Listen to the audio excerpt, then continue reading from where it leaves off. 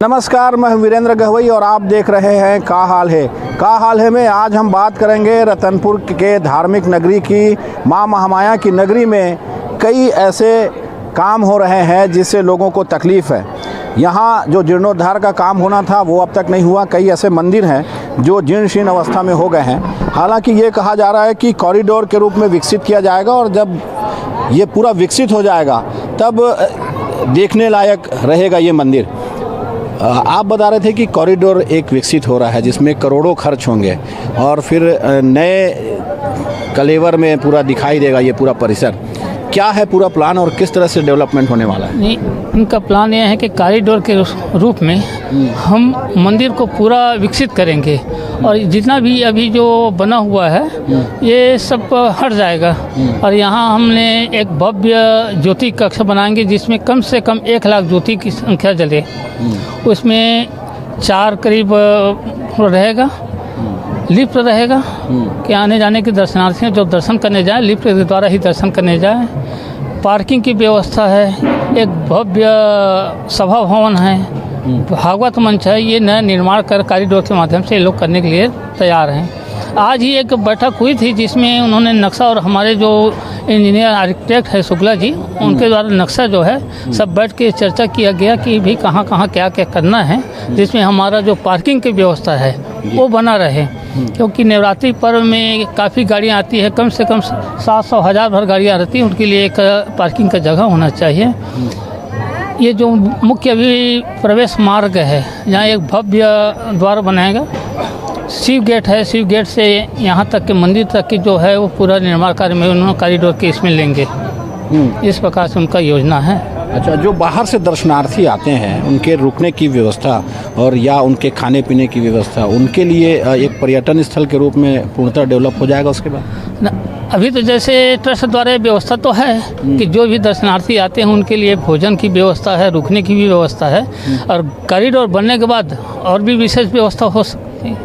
जी, ये महामाया मंदिर तो ठीक है कि यहाँ का डेवलपमेंट बेहतरीन तरीके से किया जा रहा है और सरकार इसके लिए काम कर रही है। इसके अलावा जो और मंदिर है यहाँ पर जो बहुत प्रसिद्ध हैं, जिनके बारे में कई लोगों को जानकारी भी नहीं है, चाहे वो राम टेकरी हो, चाहे लक्ष्मी देवी हो, इसके अलावा बूढ़ा महादेव हो, ऐसे जो अन्य मंदिर हैं उनके लिए कोई काम हो रहा है क्या? सरकार कुछ प्रयास कर रही है? नहीं, अभी तो और मंदिरों के लिए सरकार का कोई योजना तो यहाँ हमको प्राप्त नहीं हुआ है, लेकिन जहाँ तक कि हम कुछ मंदिरों में अपने जो सहयोग हो सकता है, भोग प्रसाद के लिए है या कोई भी आवश्यकता पड़ती है, वो लोग पुजारी लोग जो हैं वो अपनी मांग करते हैं तो हम पूर्ति उसका करते हैं कि ट्रस्ट की तरफ से जो भी व्यवस्था होता है। बाकी शासन की तरफ से अभी कोई नई योजना नहीं है।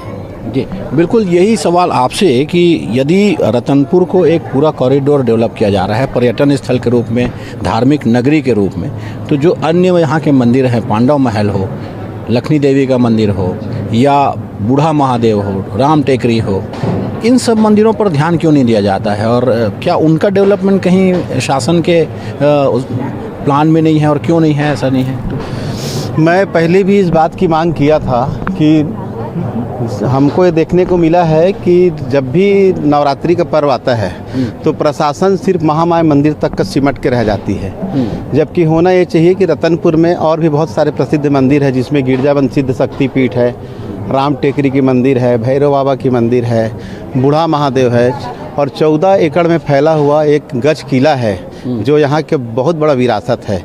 इस पर भी विशेष ध्यान देने की आवश्यकता है। हम खुद ये चाहते हैं कि शासन को एक बड़ा पैकेज इन चीज़ों में खर्चा करना चाहिए, क्योंकि ये वही रतनपुर है जो किसी समय पूरा रायपुर का जिला हुआ करता था, पूरे दक्षिण कौशल की राजधानी कहलाती थी रतनपुर।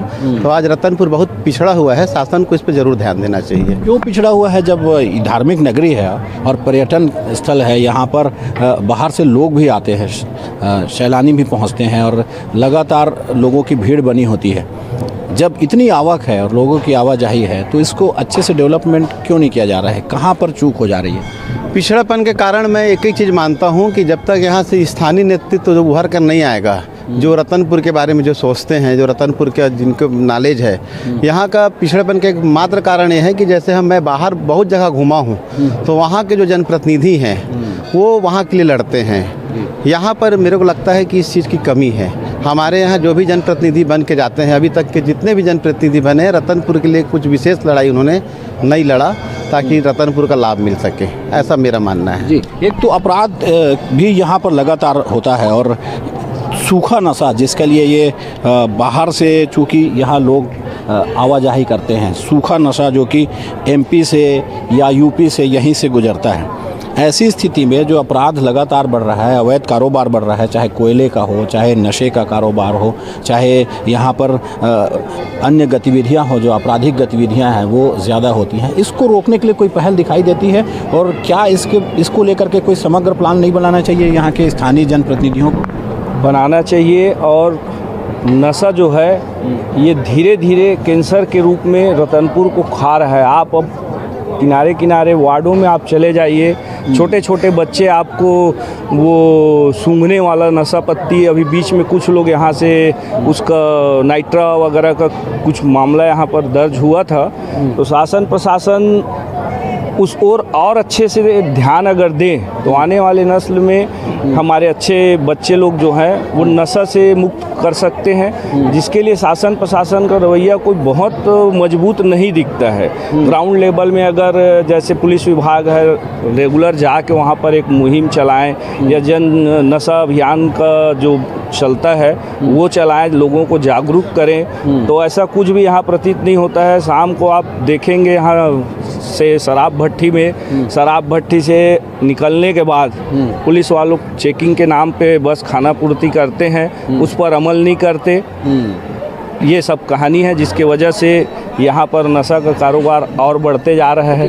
ये धार्मिक नगरी है, ऐसे में जो कई ऐसी धार्मिक नगरी हैं जहाँ पर नशा जो है वो उस दायरे से बाहर है या वहाँ पर मांस मटन बैन है, क्या इस बारे में आप लोग कोई मांग उठाते हैं कि यहाँ पर मांस मटन बैन किया जाए और नशा मुक्त रखा जाए इस धार्मिक नगरी को, ताकि अपराध से दूर हो सके?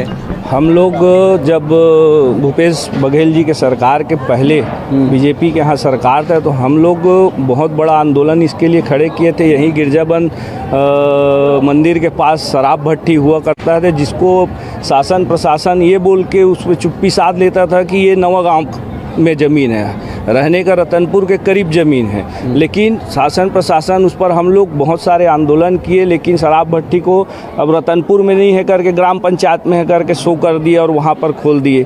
तो शासन का रवैया जो है शराब दुकान को बंद करने का नहीं है, शासन केवल दिखावटी के लिए बस बोल रही है कि हम बंद करेंगे और चला वही रहे हैं। मांस मटन आप यहाँ से थोड़ी दूर आगे में चले जाइए, धर्म नगरी है, पर्यटक स्थल है, मांस मटन प्रतिबंध होना चाहिए, कम से कम 2-3 किलोमीटर के रेडियस में बंद होना चाहिए। लेकिन आप थोड़ी दूर में आपको मेन रोड में आपको मांस मटन अंडा मुर्गी की दुकान दिख जाएगा। इसके लिए नगर पालिका कार्रवाई करना चाहिए, लेकिन नगर पालिका के उदासीनता के चलते ये सब स्थिति निर्मित हो रही है। और एक सबसे बड़ी चीज़ है, जो शहर जिस तरह से डेवलप होना था उसका डेवलपमेंट क्यों नहीं हो पा रहा है, जिस तरह से शहर का विकास होना चाहिए, क्योंकि बिलासपुर से लगा हुआ है और नेशनल हाईवे में ये शहर स्थित है। यहाँ पर धार्मिक नगरी है, पर्यटन की नगरी है, कोरबा अंबिकापुर के लोग जो है लगातार यहाँ से गुजरते हैं और अब तो एमपी के लिए एक 4 लेन सड़क बन रही है। जो पर्यटन स्थल है, जो पर्यटक यहाँ पर आते हैं, ऐसी स्थिति में यहाँ पर वो ठहरना क्यों पसंद नहीं करते, क्यों उसको पूरा विकसित नहीं किया जा रहा है पर्यटन केंद्र के रूप में? ना यहाँ तो कोई प्रकार अच्छा लाज है लोगों को रुकने के लिए, और ना तो यहाँ कोई आय का स्रोत है आपसी लोगों को रहने के लिए, रतनपुर वासियों के लिए। ऐसे में क्या है, लोग को अच्छा चाहिए, भले उनको महंगे चीज़ पसंद हो, लेकिन यहाँ वैसा कुछ है नहीं। देखिए यहाँ पर एक 3,54,00,000 रुपए का एक लाइट का स्वीकृति हुआ है, उसमें जो किलो का वजन का खंभा लगाने के लिए बोला गया था वो खंभा ना हो के कम वजन का है, लेकिन अभी तक परिषद इसका मुद्दा कभी नहीं उठाया। ना कोई पार्षद सामने आया, ना तो अध्यक्ष सामने आए, और जो पूर्व में सीएमओ थे जो सस्पेंड हो गए राहौत जा करके, इनके बाद बार बार टेंडर निकाला गया था, नगर पालिका भी का भवन का पैसा आया वो भी वापस चला गया, केवल आपसी लड़ाई में बार बार टेंडर के होने कारण, जिसमें 3 लोग सस्पेंड हुए, एक इंजीनियर, एक सीएमओ और एक बाबू। और जो विकास की बात है रतनपुर की, वो लगातार केवल आपसी लड़ाई के कारण ही नहीं हो पा रही है। क्या ये जो आपसी लड़ाई है और भ्रष्टाचार है, जिसकी वजह से विकास के लिए पैसे तो आते हैं लेकिन वो भ्रष्टाचार की भेंट चढ़ जाता है, ऐसा कहना चाहते हैं? हाँ जरूर, भ्रष्टाचार की इसलिए भेंट चढ़े जाते हैं क्योंकि काम होने से पहले ही लोग ठेकेदार को नोचने में लग जाते हैं। इसलिए क्या है, काम कुछ कमज़ोर होना सुनिश्चित हो जाता है। बिल्कुल, ये काम जिस तरह से होना चाहिए वो होता नहीं है और इसी वजह से जो डेवलपमेंट यहाँ दिखाई देना था वो नहीं दिखाई देता। एक सबसे बड़ी चीज़ है, इसे तालाबों का शहर कहा जाता था। यहाँ पर सैकड़ों तालाब थे, अब वो तालाब विलुप्त होते जा रहे हैं। ज़मीन माफिया, भू माफिया, चूँकि डेवलपमेंट यहाँ दिखाई दे रहा है और 4 लेन यहाँ से कई गुजर रही है, इसकी वजह से उसको बेजा कब्जा करते जा रहे हैं। क्या तालाब जो विलुप्त हो रहे हैं उसकी वजह यही है? पहाड़ भी विलुप्त हो रहे हैं, यहाँ पर पहाड़ भी छोटे छोटे हो गए, वहाँ जंगलों को काटा जा रहा है। क्या वजह है? प्रशासनिक उदासीनता है या लोग ध्यान नहीं देते या भू माफिया बहुत ज़्यादा यहाँ पर एक्टिव हैं? क्या वजह समझ में आ रहा है ये सब विलुप्त होने? निश्चित रूप से प्रशासनिक उदासीनता हावी है। तालाबों का शहर, तालाबों की नगरी कहे जाने वाली ये धार्मिक नगरी रतनपुर जो विश्व प्रसिद्ध है, आप कहीं से भी इतिहास उठा करके देखेंगे तो इसे तालाबों के, लेकिन नगर पालिका की उदासीनता और बंदर बांट के चक्कर में आज तालाब जो हैं छत्तीसगढ़ी में बोले जाए ना, नंदाते जा रहे हैं, मतलब ख़त्म होने के कगार पे हैं। और रही बात भू माफियाओं की, तो भू माफियाओं का कब्जा तो हर जगह से लगा हुआ रहता ही है। यहाँ पे भी कब्जे हैं, खासकर पहाड़ों में हो जाए, जंगल ज़मीन पे हो जाए, कब्जे हो रहे हैं और कब्जे जनप्रतिनिधियों की वजह से हो रहे हैं। आज लगातार बीजेपी के यहाँ अध्यक्ष हैं, 10 सालों से अध्यक्ष यहाँ पे बैठे हुए हैं। 10 सालों में जितना कब्जा रतनपुर में हुआ है, चाहे वो सरकारी ज़मीनों का हो, तालाबों का हो या तालाब के किनारों का हो, उन कब्जों को लेकर के अगर आप रिकॉर्ड खंगालेंगे तो इनको शर्म आनी चाहिए ऐसे जनप्रतिनिधियों को जो यहाँ के सत्ता में आसीन बैठे हुए हैं। अच्छा, तो क्या वो जो सत्ता में आसीन है उसके अलावा यहाँ के और विधायक हैं, यहाँ प्रशासन पूरी तरीके से एक्टिव रहता है, सरकार एक्टिव रहती है, जब नवरात्र आता है तो पूरे प्रशासनिक अधिकारियों का अमला यहाँ पर होता है, मंत्री होते हैं, मुख्यमंत्री खुद आते हैं, तब क्या इस बात की शिकायत नहीं होती है कि इसको ठीक किया जाए, यहाँ को दुरुस्त किया जाए, यहाँ की व्यवस्थाएं सुधारी जाएं? जब भूपेश बघेल जी मुख्यमंत्री थे यहाँ पर, तब उनसे बात रखने का लोगों को मौका मिल जाता है, जनप्रतिनिधियों को उनके पास जाने का मौका मिल जाता था। अभी ये हाल है कि अगर मुख्यमंत्री आएंगे तो आपको 2 किलोमीटर दूर खड़ा कर दिया जाएगा। इसलिए भी खड़ा कर दिया जाएगा क्योंकि आप बोलने वाले जनप्रतिनिधि हैं। या तो आपको शासन किनारे लगा दीजिए, क्योंकि प्रशासन और शासन का तालमेल जो है वो एक दूसरे के प्रति सिर्फ ना खजाने को कैसे लूटा जाए करके ही बना हुआ है ना। क्या वजह है? आप काफ़ी दिनों से यहाँ रह रहे होंगे, आपने शहर को बड़े करीब से देखा होगा और रतनपुर के डेवलपमेंट को करीब से देखा होगा। जैसे पहले रतनपुर दिखाई देता था, हरा भरा था, अब बहुत तालाब थे, हालांकि जो मंदिर का परिसर इतना बड़ा नहीं दिखाई देता था, लेकिन वो जो प्राकृतिक सौंदर्य था वो कहीं विलुप्त होते जा रहा है डेवलपमेंट के बीच में, और भ्रष्टाचार की भेंट चढ़ते जा रहा है क्या शहर? क्या वजह है यहाँ का? यहाँ की सिर्फ एक ही वजह है कि आपसी तालमेल हम सबका बनता नहीं। नगरवासी अलग तरह से बात करते हैं, राजनीति में दोनों अपने अपने रोटी बस सेकते हैं और कुछ नहीं, दिखावा बस हो रहा है। विकास तो हो रहा है, सब लोग कहते हैं, लेकिन मैं तो कह रहा हूँ विनाश हो रहा है। ये स्थल परिवर्तन हो रहा है, विकास नहीं हो रहा। पहाड़ टूट के सड़क बन रहा है, तालाब पट के रोड बन रहा है, तो इसको विकास कहेंगे? इसको विकास अपने ही परिवर्तन कह सकते हैं। तो यहाँ के लोगों में आपसी विद्वेष ऐसा भरा हुआ है, पता नहीं एक दूसरे को क्या समझते हैं। राजनीति के चलते सब बर्बाद हो गए। अब राजनीति के चलते भाजपा है तो भी वो कुछ नहीं कर रहा है, कांग्रेस है तो भी नहीं कुछ कर रहा है, ऐसा मैं मानता हूँ। लोगों तक ये बात जाती नहीं, आपस में लोग 2-4 बैठ करके नीति रीति बना लेते हैं और जो योजनाओं का है अंदर भी कर लेते हैं, थोड़ा बहुत लगा देते हैं दिखावे के लिए। ये सब बातें होती है, इसकी शिकायत तो होती है, लेकिन सब लोग वहीं ऊपर में बैठे हैं, बड़े बड़े लोग, उन्हीं के पास जाता है शिकायत। जो भी योजना बनाते हैं, पैसा फाने के लिए योजना बनती है। ये कॉरिडोर भी बनी है जितने करोड़ का, उसमें भी मैं तो सोचता हूँ कि आधा पैसा लग जाए तो महानता है यहाँ। पर ये लोग कह रहे हैं कि कॉरिडोर बनेगा उसके बाद विकास तेजी से होगा, लेकिन जैसा आप कह रहे हैं कि भ्रष्टाचार की भेंट रतनपुर चढ़ते जा रहा है और आपसी सामंजस्य नहीं होना एक बड़ी वजह है। बिल्कुल, यदि आपसी सामंजस्य नहीं है, राजनीतिक रूप से नहीं है, तो यहाँ के जो सामाजिक कार्यकर्ता हैं, जो आम जनता है, क्या वो लोग आगे बढ़ के इनको नहीं कहते हैं कि आप लोग अपना विद्वेष अपने पास रखिए, आपसी लड़ाई अपने पास रखिए?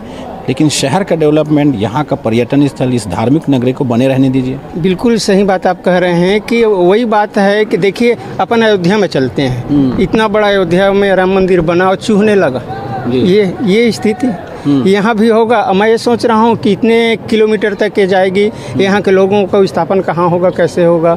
तो ये जो ऊपर बैठे हैं बड़े लोग, जिसको अपन कह सकते हैं नेता लोग, उन्हीं के हाथों में सब चाबी रहती है। हम ज़्यादा से ज़्यादा कलेक्टर तक जा सकते हैं, कलेक्टर से फ़ोन आ जाती है कि ऐसा ऐसा करना है। तो ये सारी बातें जनता पीस रही है, उनको वाकई में अधिकार। अभी देखिए आवाज़ की जो बातें चल रही है, जिनको आवाज़ मिलना था उनको नहीं मिल रही, दलाली कर रहे हैं, पैसा मांग रहे हैं, जो पैसा दे रहे हैं उसको बढ़ रहा है, हितग्राही को वास्तविकता। जो हितग्राही होता है, जो आम जनता है वो पिस रही है, उसके लिए कोई ख़ास व्यवस्था दिखाई नहीं देती है।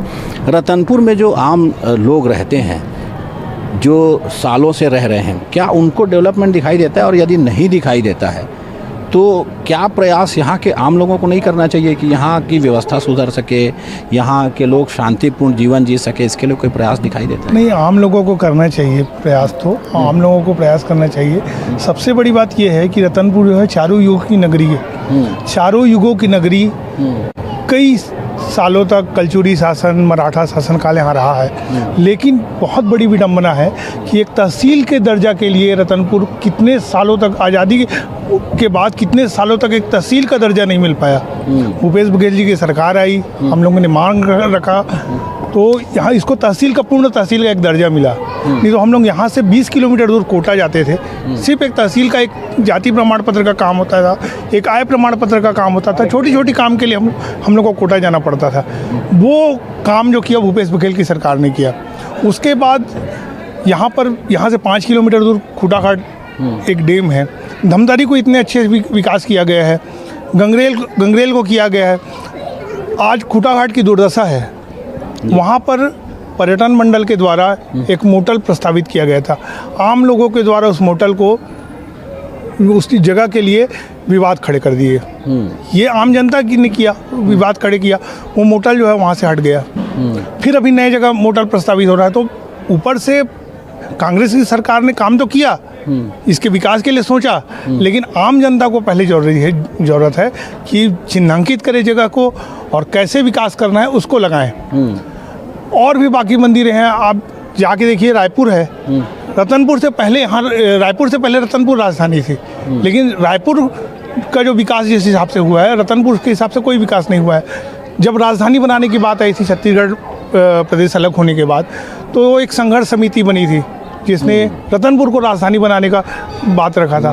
तो उस समय जब मांग उठी थी, तो उस समय तत्कालीन सरकार जो थी, यहाँ थी, केंद्र में थी, उन्होंने कहा था कि रायपुर को जो दर्जा दिया जाएगा, रतनपुर को भी उसी लेवल का दर्जा दिया जाएगा। लेकिन आज 24 साल के बाद, 24-25 साल के बाद रतनपुर की स्थिति क्या है वो सबके सामने है। बिल्कुल एक बड़ी बात निकल के सामने आई है कि राजधानी चूँकि रतनपुर था पहले, चारों युग में कहा जाता है कि यहीं पर राजा रहते थे और यहीं से संचालित होता था पूरा छत्तीसगढ़। लेकिन आज़ादी के बाद और अब छत्तीसगढ़ बनने के बाद इसकी अनदेखी क्यों हो रही है? जिस तरह से यहाँ तालाब थे, भू माफिया यहाँ सक्रिय है, यहाँ पर अवैध शराब के ज़्यादा बनते हैं। इसके अलावा ये कॉरिडोर जो है सूखा नशा के लिए उसको यूज़ किया जा रहा है।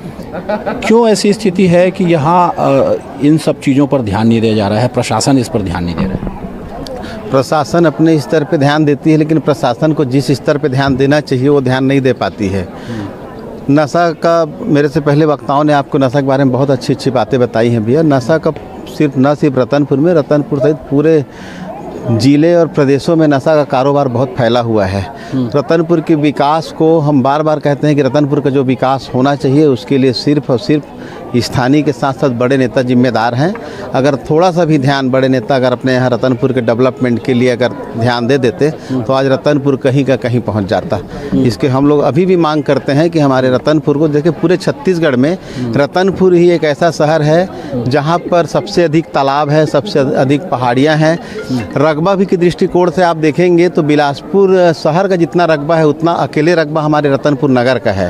उसके बावजूद भी यहाँ का डेवलपमेंट जिस स्तर का होना चाहिए था वो नहीं हो पाया। इसके लिए तो मैं सिर्फ और सिर्फ यहाँ के नेताओं को, यहाँ के प्रशासनिक अधिकारियों को ही जिम्मेदार मानता हूँ। बिल्कुल, यहाँ के नेता और यहाँ के प्रशासनिक अधिकारी और ख़ासकर जो यहाँ के लोग हैं, जो रहवासी हैं, जो समझते हैं इस शहर को, वो भी दोषी माने जा सकते हैं। आप जनप्रतिनिधि हैं यहाँ पर, क्या स्थिति बनती है यदि आप जब संसद में जाते हैं, आप नगर सरकार में हैं, जब आप जाकर बैठते हैं, बातें करते हैं, क्यों नहीं यहाँ के पूर्ण डेवलपमेंट की, यहाँ बेजा कब्जा की जिस तरह बात हो रही है कि बेजा कब्जा लगातार हो रहा है, पहाड़ों पर कब्जा कर लिया गया, तालाबों में कब्जा कर लिया गया, क्यों ऐसा ही कैसी स्थिति है? आप उसको हटाते क्यों नहीं है, ठीक क्यों नहीं करते? एक तरफ बेजा कब्जा की बात आती है, एक तरफ सरकार उन्हीं को प्रोटेक्शन देती है। अभी कुछ दिनों पहले सभी को पट्टा दिए हैं और एक तो फिर किस हिसाब से हम लोग हटाए, जितने भी सरकारी ज़मीन की घास भूमि उसमें सबको पट्टा दिया गया है। कुछ कार्रवाई करने जाएंगे, सभी के पास पट्टा है और गरीब आदमी है कब्जा किए रहे जिनके पास कुछ नहीं है। उस स्थिति में हम लोग असमंजस में पड़ते हैं। अच्छा, पहाड़ों पर भी कब्जा होते जा रहा है, यहाँ पर पहाड़ों का अवैध उत्खनन कर लिया जा रहा है, यहाँ पर गांजे की तस्करी की जाती है, इसी सड़क को यूज़ किया जाता है और सबसे बड़ी चीज़ कि अवैध शराब भी यहीं पर ज़्यादा बनता है। क्यों ऐसा यहाँ पर, क्यों इसको गढ़ बना लिया गया? शहर से नज़दीक होने की वजह से यहाँ पर अवैध कारोबार संचालित कर रहे हैं क्या लोग? यहाँ पर कुछ दिनों पहले IPS अफसर आए तो उन्होंने पूरे नगर पे जिस स्तर में अवैध कारोबार था, चाहे रेत हो कि शराब हो कि कोई भी अन्य हो, सारे पर प्रतिबंध लगा कर गए हैं। मेरे अंदाज में अभी ऐसा कुछ घटना यहाँ पर नहीं हो रही है। अभी नगर बहुत साफ स्वच्छ है जी। अच्छा, अब आप लोग जो स्थानीय स्तर पे जो कहा जाता है, आप लोगों पर दबाव रहता है क्या कि आपसी लड़ाई है या आपसी फूट है जिसकी वजह से ये शहर डेवलप नहीं हो रहा है? ऐसी स्थिति देखते हैं क्या आप? नहीं, यहाँ पर दोनों राजनीतिक पार्टी एक साथ मिल के चलते हैं, चाहे कांग्रेस का हो, भाजपा की या अन्य पार्टी का हो। हम लोग रतनपुर विकास देखते हैं। आज तक कोई भी कार्य में हम लोग कोई भी अड़ंगन डालें, जहाँ भी हो काम हो, बस हम लोग का यही सोचना रहा है। ये जनप्रतिनिधि कह रहे हैं कि ये लोग साथ में चलते हैं, जब विकास की बात आती है, रतनपुर की बात आती है, डेवलपमेंट की बात आती है, साथ चलते हैं। ये साथ दिखाई देता है कि नहीं, केवल बातों में है? बातों में तो दिखता है, वास्तविक कार्य फल प्रतिफल मिलना चाहिए। जिस बात को मूल भावनाएं जो जिस उद्गार से निकलते हैं उस उद्गार में कंटिन्यूएशन कार्यक्रम होना चाहिए। कह देने मात्र से होता नहीं। तो इस क्षेत्र में जाके समग्र रूप से ये कार्य करें तो शायद संभव हो। और ऐसा आपसी द्वेष तो नहीं है, एक साथ बैठते उठते हैं, सही कहा आपने, लेकिन कार्य की कुशलता जो है वो अक्षम है, मतलब पूरा नहीं है, प्रतिशत उसका कम है जी। ये बिल्कुल, पर्यटक भी कुछ लोग हैं, इनसे जानते हैं कि जब ये यहाँ घूमने आते थे तो कैसी स्थिति थी और अभी क्या स्थिति है। आप लोग यहाँ लगातार घूमने आते होंगे। रतनपुर जिस तरह से डेवलप होना था, या कहा जाता है कि ये राजधानी थी छत्तीसगढ़ की, कभी राजधानी हुआ करती थी, क्या वैसे दिखाई देती है? उस तरह का डेवलपमेंट दिखाई देता है रतनपुर में? आप सालों से जब आ रहे हैं। देखिए, हम लोग को रतनपुर को एक धर्म नगरी के नाम से भी जाना जाता है और तालाबों का शहर भी कहा जाता है। जिस हिसाब से डेवलपमेंट होना था तो रतनपुर बाकी तीर्थ स्थल से, बाकी धार्मिक स्थल से बहुत पीछे है। इसका कारण, मुख्य कारण है, जब भारतीय जनता पार्टी की सरकार थी 15 साल की सरकार में, तो उन्होंने अपना काम धाम में अपना ध्यान दिया, धर्म स्थल को छोड़ दिया। पर्यटन की बात करें तो जो 5 साल में पर्यटन में जो इससे पिछले पूर्ववर्ती सरकार थी, उसमें जो काम हुआ वो थोड़ा मोड़ा हो गया काम। अभी तो काम के नाम पे बोलोगे तो तालाब साफ नहीं है। मैं ऐसे बहुत सारे तालाब गिना दूंगा। मतलब लेकिन अभी ये कह रहे हैं कि करोड़ों की एक योजना आई है जिसमें कॉरिडोर के रूप में विकसित किया जा रहा है। 150 करोड़ तो पहले ही फेस में आएगा और तब यहाँ का कायाकल्प हो जाएगा। और अभी भी भारतीय जनता पार्टी की सरकार है। भारतीय जनता पार्टी की सरकार पूरे तरीके से प्रतिबद्ध है कि यहाँ पर काम हो जाए। और देखो, 1.5 करोड़ पहले भी स्वीकृत हो चुकी है और अभी और 150 करोड़ स्वीकृत हो चुकी है। तो बहुत अच्छी बात है कि धार्मिक स्थल है उनको डेवलप किया जाए, पर क्यों नहीं कर रहे हैं? हम लोग पूछना चाहते हैं। 150 करोड़ पहले भी थी, डबल इंजन की भी सरकार है, कल से अपना प्रस्ताव लाए और कल से काम चालू करे। धर्म स्थल के नाम पे इन लोग चुनावी जब समय आता है तो इन लोग धर्म स्थल की बात करते हैं, धार्मिक स्थल की बात करते हैं। भाई उनके पास पैसे, डबल इंजन की सरकार है। ये भी आरोप लगता है नेताओं पर कि इसी तरीके से आप विरोध करते हैं, इसलिए डेवलपमेंट नहीं हो पाता है। तो क्यों ना ऐसी जगह हो जहाँ पर पर्यटन स्थल है, धर्म की नगरी है, वहाँ पर ये आपसी विवाद खत्म कर लिया जाए और डेवलपमेंट पर ध्यान दिया जाए, क्योंकि यहाँ पर विधायक तो कांग्रेस के ही हैं। देखिए, यदि कोई विधायक इसका विरोध कर रहे हैं तो उनकी ज़रूरत भी नहीं पड़ेगी। भारतीय जनता पार्टी की सरकार है, डबल इंजन की सरकार है, उन लोग प्रस्ताव लेके गए थे, पैसे लाए हैं, इसमें विरोध की बात नहीं है। जो विधायक है वो भी धर्म के प्रति हैं, कोई भी जो होते हैं धार्मिक जो स्थल को चाहते हैं कि अच्छा विकसित करे, कोई विरोध नहीं है। इनको काम नहीं करना है इसलिए वो आरोप प्रत्यारोप लगाते रहते हैं। बिल्कुल, जिसको काम नहीं करना हो उस पर आरोप प्रत्यारोप लगा करके और काम को रोक दिया जाता है, जिसकी वजह से जो डेवलपमेंट है वो प्रभावित होता है। रतनपुर में आज हमने बात की कि यहाँ का डेवलपमेंट क्यों नहीं हो पा रहा है, यहाँ के जो प्राकृतिक संसाधन है उनका दुरुपयोग क्यों हो रहा है और साथ ही आपराधिक घटनाएं क्यों बढ़ रही हैं। लोगों का यही कहना है कि इस जगह पर लोगों का सामंजस्य, प्रशासनिक उदासीनता और राजनीतिक रूप से आपसी सामंजस्य न होना इसकी प्रमुख वजह है। कैमरामैन विकल्प तलवार के साथ वीरेंद्र गहवई, न्यूज़ 24, बिलासपुर।